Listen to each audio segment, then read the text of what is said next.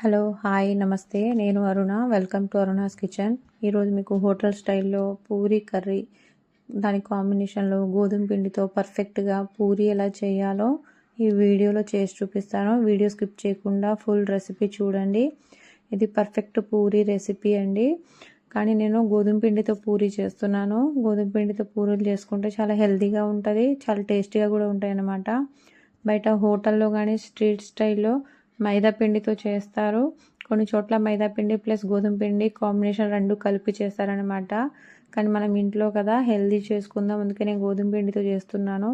చాలా క్రిస్పీగా టేస్టీగా ఎలా చేసుకోవాలో నాకు అన్నీ వచ్చిన టిప్స్ అని మీతో షేర్ చేస్తాను. వీడియో స్కిప్ చేయకండి. నచ్చితే మీరు లైక్ చేసి షేర్ చేసి సబ్స్క్రైబ్ చేసుకోండి. మీరు తప్పకుండా ఇంట్లో ట్రై చేసి ఎలా వచ్చిందో నాకు కామెంట్ పెట్టండి. చాలా బాగుంటుందండి. చాలా టేస్టీగా ఈజీగా కూడా మనం చేసుకోవచ్చు. మనం చేసే ప్రతి పూరి కూడా ఎలా పొంగుతూ రౌండ్గా షేప్ రావాలంటే పొంగాలి ప్రతి పూరి అనేది ఈ వీడియో చూసి మీకు తెలుస్తుంది. వీడియో స్కిప్ చేయకండి మీరు.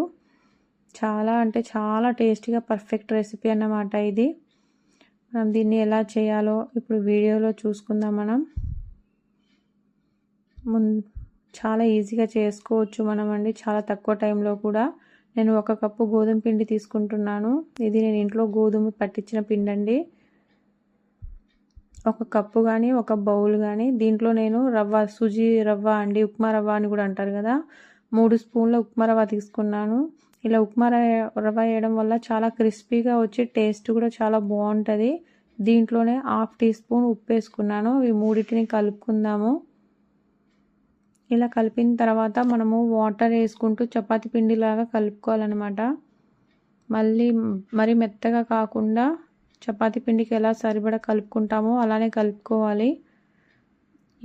ఇది కరెక్ట్గా కలుపుకున్నట్టండి. మనము దీంట్లో 1 స్పూన్ ఆయిల్ వేసుకొని ఈ పిండిలో ఆయిల్ అంతా అబ్జర్వ్ చేసేదాకా పిండిని బాగా కలపాలన్నమాట. ఇలా కలుపుకున్న తర్వాత ఆయిల్ అనేది మొత్తం అబ్జర్వ్ చేసిన తర్వాత ఒక 10 to 15 మినిట్స్ పక్కన పెట్టేయాలి పిండిని. అప్పుడే ఈ రవ్వ అనేది నాని పిండి అనేది చాలా సాఫ్ట్గా వస్తుంది. మనం ఈజీగా పూరి ఒత్తుకోవడానికి పర్ఫెక్ట్గా వస్తుంది అన్నమాట, ఇబ్బంది లేకుండా. దీన్ని పక్కన పెట్టేద్దాం ఇప్పుడు మనము. అలాగా మనం పూరి కర్రీ చేసుకుందాము. ఒక కడాయి పెట్టి కడాయి కొంచెం హీట్ ఎక్కాక 2 టేబుల్ స్పూన్ ఆయిల్ వేసుకున్నానండి. దీంట్లోనే పోపుకి 1 స్పూను శనగపప్పు, 1 స్పూను మినపప్పు, 1 స్పూన్ ఆవాలు, 1 స్పూన్ జీలకర్ర, 1 ఎండుమిరపకాయ అండి, 2 పీసెస్గా వేసుకున్నాను. ఇవి కొంచెం వేయించుకోవాలి. చాలా తక్కువ టైంలో మనం ఇంట్లోనే చాలా టేస్టీగా చేసుకోవచ్చు అండి ఈ రెసిపీ అనేది. జింజర్ పీసెస్ చిన్న ముక్కలుగా కట్ చేసుకున్నానండి, 1 స్పూన్ యాడ్ చేసుకున్నాను.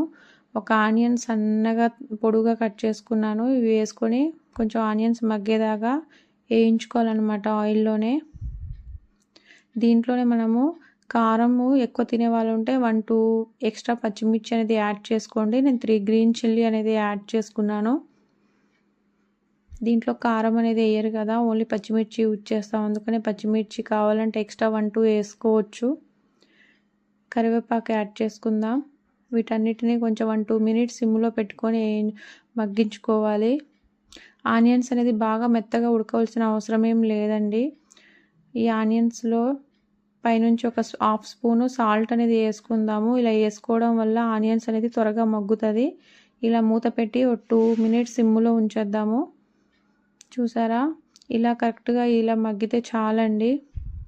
దీంట్లోనే నేను ముందుగా బాయిల్ చేసుకున్నాను పొటాటో, 1 బాయిల్ పొటాటోని ఇలా క్రష్ చేసుకొని వేస్తున్నాను. దీంట్లోంచి 1/2 టీ స్పూన్ పసుపు వేసుకుంటున్నాను. ఇదంతా కలుపుకోవాలన్నమాట. ఇప్పుడు మనం దీంట్లో ఎక్కువ ఇంగ్రీడియంట్స్ ఏం కలుపుకోవాల్సిన అవసరం లేదండి. ఇలా చేసుకుంటే చాలా టేస్టీగా ఉంటుంది. ఇది పర్ఫెక్ట్ రెసిపీ అన్నమాట. మనము ఇది గ్రేవీకి శనగపిండి తీసుకోవాలి, బేసన్ ఆట అని కూడా అంటారు. 2 స్పూన్స్ శనగపిండి తీసుకుందాం. ఇది 2 మినిట్స్ మగ్గింది కదా, దీన్ని కలుపుకొని దీంట్లోనే వాటర్ అనేది యాడ్ చేసుకోవాలన్నమాట. మనకి ఎంత క్వాంటిటీలో కావాలో ఆ క్వాంటిటీకి తగ్గట్టు వాటర్ అనేది యాడ్ చేయాలి. నేను 1 గ్లాస్ వాటర్ యాడ్ చేస్తున్నాను. దీన్ని ముందుగా మనము పల్చగానే చేసుకోవాలండి. ఇది చల్లారాక కూర అనేది చిక్కబడుతుంది. నాకు ఇంత క్వాంటిటీ చాలు, అందుకనే మీరు కావాలంటే ఇంకో 1/2 గ్లాస్ వాటర్ కూడా యాడ్ చేసుకోవచ్చు ఈ కొలతలకి. సాల్ట్ అనేది టేస్ట్ చేసి ఇక్కడే అడ్జస్ట్ చేసుకోండి. అందుకనే 1/2 టీ స్పూన్ కొంచెం తక్కువైందని చెప్పి యాడ్ చేశాను. మనము ఈ శనగపిండిలో వాటర్ అనేది కలిపి లంప్స్ లేకుండా చేసుకోవాలన్నమాట లిక్విడ్గా. మీరు వాటర్కి బదులు మజ్జిగ కూడా యూజ్ చేయవచ్చు. చాలా ఈజీ కదండి, రెడీ అయిపోయింది ఆల్మోస్ట్ మన పూరీ కర్రీ అనేది. దీంట్లో మనము 4 to 5 డ్రాప్స్ అండి లెమను. మనము శనగపిండిలో మజ్జిగ యూజ్ చేస్తే లెమన్ యూజ్ చేయవలసిన అవసరం లేదు. నేను వాటర్ యూజ్ చేశాను కాబట్టి లెమన్ డ్రాప్స్ అనేది పిండుకుంటున్నాను, లెమన్ జ్యూసు. అలా లెమన్ జ్యూస్ వేసుకోవడం వల్ల చాలా టేస్టీగా ఉంటుంది. మరీ ఎక్కువగా వేసుకోకండి. దీంట్లో కొన్ని కొత్తిమీర వేసి కలిపేసాను. రెడీ అయిపోయిందండి మన పూరీ కర్రీ. ఇప్పుడు మనము పూరీ చేసుకుందాము. ముందుగా కలుపుకునే పిండి చూడండి ఎంత సాఫ్ట్గా అయిందో. మనకి పూరీ ఏ సైజులో కావాలో ఆ సైజుకి తగ్గట్టు బాల్స్ షేప్లో రౌండ్గా పిండి అనేది తీసుకోవాలి. నేను ఇలా అన్ని ప్రిపేర్ చేసుకున్నాను బాల్స్ లాగా. నేను కొంచెము డ్రై పిండి తీసుకొని ఇలా పూరీలాగా ఒత్తుకుంటున్నాను. మనము పిండి కరెక్ట్గా కలిపితే మనం పూరీ ఒత్తుకునేటప్పుడు అసలు ఏం ప్రాబ్లం లేకుండా ఈజీగా అయిపోతుందండి. మరీ పలుచగా కాకుండా మరీ మందంగా కాకుండా ఈ సైజు ఉండేటట్టు ఒత్తుకోవాలి. అప్పుడే మనము ఆయిల్లో వేయగానే బాగా పొంగుతాయి అన్నమాట. మరీ పలుచగా ఉంటే పూరీలు అనేది పొంగవు. మరి కొంచెం మందంగా ఉంటేనేమో ఆయిల్ ఎక్కువ పీల్చేస్తుంది, పైన పొంగుతుంది, కానీ అంత పచ్చిగా అనేది టేస్ట్ వస్తుంది అన్నమాట. చూసారా, నేను అసలు పిండి ఎక్స్ట్రా అనేది కూడా తీసుకోవట్లేదు. చాలా తక్కువ పిండి యూజ్ చేస్తాను. అసలు చెయ్యి కూడా పెట్టకుండానే నేను పూరీ ఎలా చేస్తున్నాను అంటే మనము పిండి అనేది కరెక్ట్గా కలిపామన్నమాట. ఆటోమేటిక్గా పూరీ తిరిగేస్తుంది కదా. ఎక్స్ట్రా పిండి ఉంటే క్లీన్ చేసుకోండి. మనము ఫ్రై చేసుకునేటప్పుడు ఆయిల్ అనేది పాడవకుండా ఉంటుంది. అన్నీ నేను ఇలా ఒత్తుకున్నాను పూరీ షేప్లని. ఇప్పుడు మనము డీప్ ఫ్రైకి సరిపడా ఆయిల్ పెట్టుకొని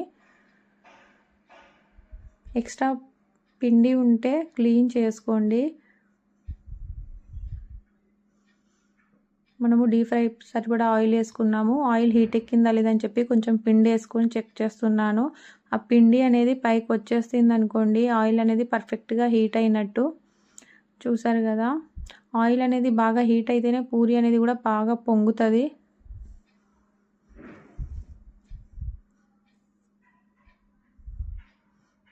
చూసారు కదండి, మనకి పర్ఫెక్ట్ షేప్ రౌండ్గా వచ్చినాయి అన్ని పూరీలు కూడా. ఇప్పుడు ఆ విధంగానే అన్ని పూరీలు కూడా బాగా పొంగుతూ ఫ్రై చేస్తాం మనం. చూడండి, చూసారు కదా, ఇలా 1-2 మినిట్స్ ఒక సైడ్ ఫ్రై చేసుకున్న తర్వాత ఇంకో సైడ్ తిప్పుకోవాలన్నమాట. చాలా క్రిస్పీగా చాలా టేస్టీగా ఉంటుందండి ఉప్మా రవ్వ యాడ్ చేయడం వల్ల. చాలా తక్కువ టైంలో కూడా మనం చాలా అసలు ఇబ్బంది అనేది లేకుండా చాలా ఈజీగా తక్కువ టైంలో ఈజీ రెసిపీ అనేది కూడా చేసుకోవచ్చు. నాకైతే గోధుమ పిండితో చేసుకునే పూరీలు అంటేనే ఇష్టం. నేను ఇంతకుముందు ప్రీవియస్ వీడియోలో కూడా బీట్రూట్ పాలకూరతో కూడా పూరీలు చేశాను.